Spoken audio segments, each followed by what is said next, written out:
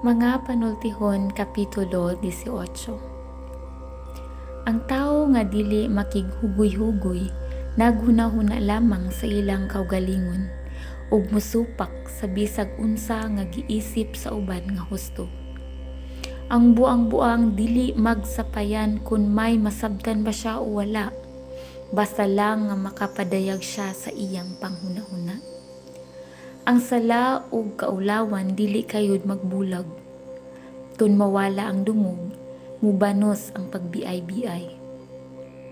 Ang isulti sa tao usahay mahimong tinubdan sa kaalam, lalom kini daw dagat ug nag-agas daw sapa.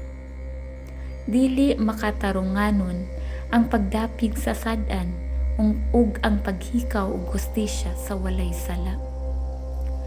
Tungod sa pagpataka ug buka sa iyang baba, ang buang-buang makatilaw og sagpa. Kung siya musulti, nagdaot lang siya sa iyang kaugalingon, ug malaang man siya sa iyang kaugalingong mga pulong.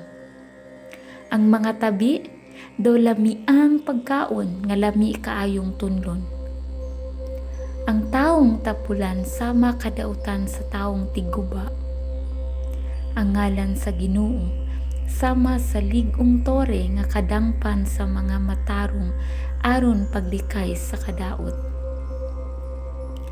Ang mga dato nagtuo nga ang ilang bahandi manalipod kanila, sama sa habog nga paril libot sa syudad.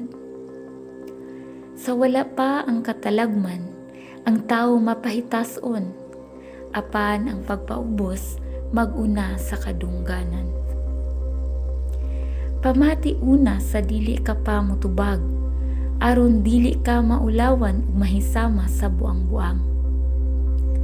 Ang tinguha sa tawo sa pagpakinabuhi sa panahon sa balatian makaling-on kaniya, apan kung mawad-an siya niini, hayan nga mamatay siya. Ang mga taong maayog panabot gusto ug andam kanunay nga makakaton. Kung gusto kag makakita sa usa ka dakong tawo, dadi siya gasa ug bulampos kagayod sa dakong kasayon. Ang unang musulti sa usa ka husay murag husto, hangtod nga sukit-sukiton na siya sa iyang kontra. Kung ang duha ka tawo nga gamhanan maoy makaatbang sa hukmanan, ang ripa makasulbad sa ilang panagbingkil. Tabangi ang imong igsuon, manalipod siya kanimo, daw usa ka lig-ong syudad. Apan kung awayon mo siya, dili kanya tabangan. Kinahanglan nga sa gubungon mo ang sangputanan sa imong gisulti.